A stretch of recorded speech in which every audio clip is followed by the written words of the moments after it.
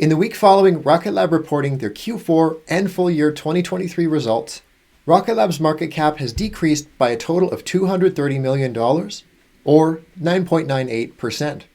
Now that we've had time to digest earnings, let's dig into what was announced, what wasn't announced, and what was guided for not just for Q1, but much further out as well.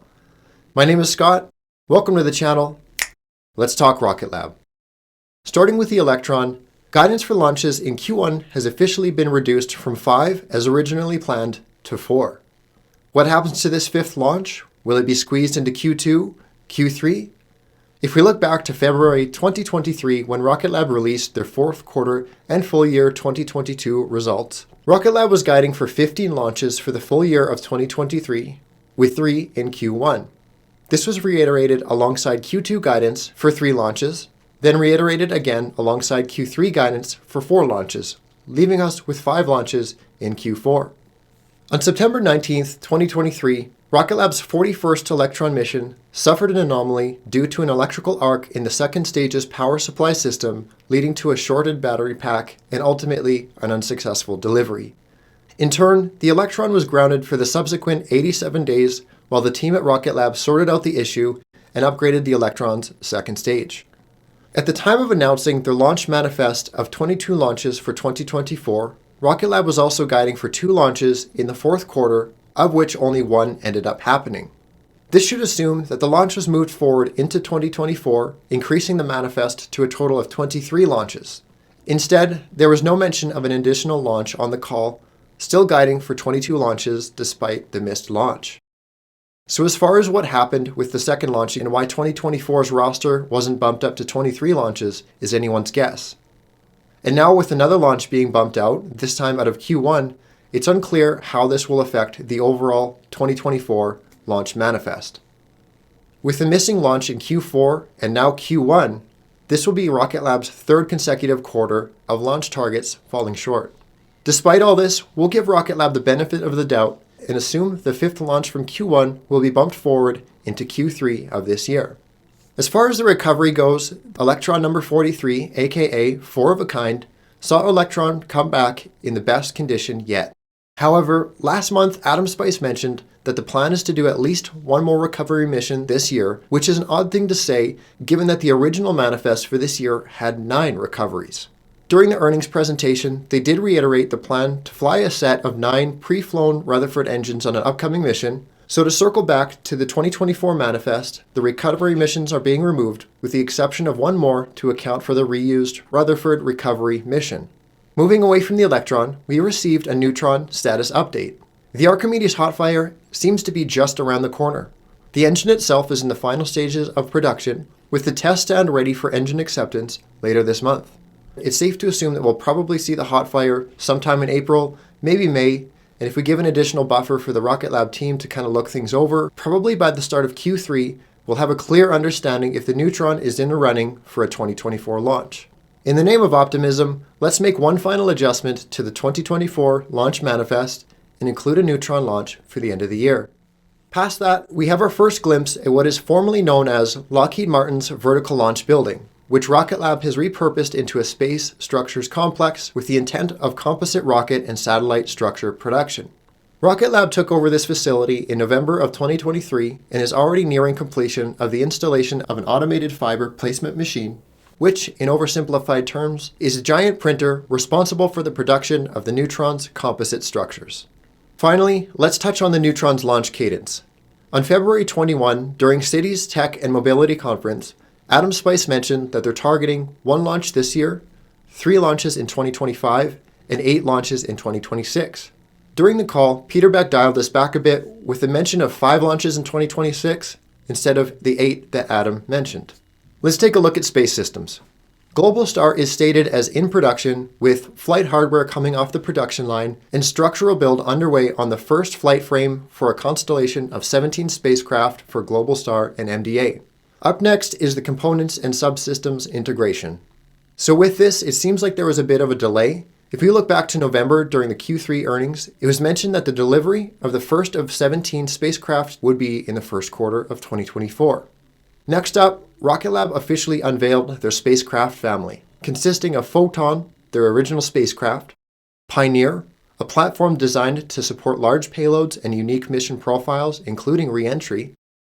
Explorer, a high delta-V spacecraft enabling missions to planetary destinations, near-Earth objects, and Earth-Moon Lagrange points. And Lightning, Rocket Lab's newest spacecraft bus designed for a 12-year-plus orbital lifespan in low Earth orbit. This spacecraft family was unofficially announced back in September of 2023 during the New Zealand Aerospace Summit, with a notable name change of what was then known as the Ranger, now being known as the Lightning. As far as mergers and acquisitions go, while nothing was announced, there was another mention of payloads and sensors being probable acquisition targets. One book we can close is on the recently rumored acquisition, that being Raycon. Semiconductor manufacturer Skyworks Solution was unveiled as being the force behind the acquisition proposal.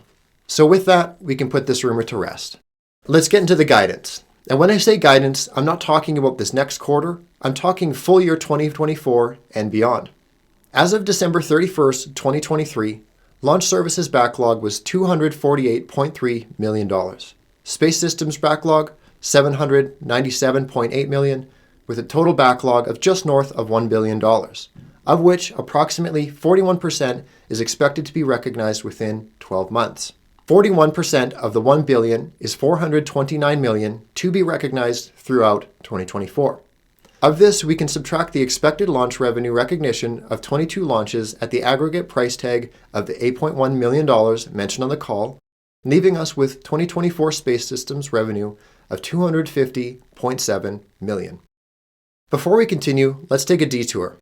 During the call, when asked about their mega constellation customer, Adam Spice mentioned that the reaction wheels will start to ship in a meaningful way this year, following up by saying that this year will be a very good year for growth in our reaction wheels business. Let's put a pin in this and return to backlog. Using the remaining 59% of 2023 year-end's backlog expected to be recognized beyond 12 months, so outside of 2024, we can subtract 2024's launch revenue from the launch backlog and give space systems a similar treatment. We now have an outline for what we can expect for space systems between 2025 and 2027 until what we can assume to be the furthest out backlog recognition, that being the delivery of the recently announced SDA contract, which ships in 2027. Past that, there is 3 years of operation for the SDA satellites, with an optional additional 3 years of operation for $6 million. So if we assume that the value for the optional 3 years matches the value for the initial 3 years, we can subtract that $6 million from the expected space systems recognition between 2025 and 2027. From here, we can isolate and then remove the SDA contract value from the backlog to get a glimpse at the magnitude of this mega constellation customer. Or can we? Taking the $541 million that we have and subtracting the $483 million, the SDA satellites, this leaves us with $58 million in total for a 3-year period. Now, some of these numbers may be off slightly.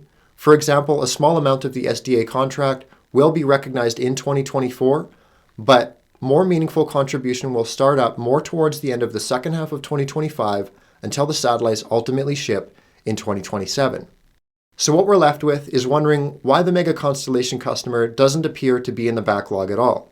We have this $60 million, we'll call this, to be recognized over a period of 3 years, with Rocket Lab having built reaction wheel capacity for anywhere between $100 to $200 million per year. So the conclusions that I can draw from this is either the customer or Rocket Lab is under NDA for whatever reason, that the mega constellation isn't so mega after all, or that the wheels are for Rocket Labs themselves. I'll pass it to you guys. What do you think's going on here? Am I looking into this too much? Is there something else happening entirely? Leave a comment below. I'd love to hear from you. If you've enjoyed this video, especially the financial side of it, the whole modeling part of it, the geeking out about the numbers, be sure to stay tuned because I think you're going to really enjoy what comes next. In the meantime, be sure to check with the Patreon to view and download the valuation models that I reference to make these videos here for you, including price targets that go all the way out to 2030. Thank you for the hangout. I'll see you in the next one. Have an awesome day.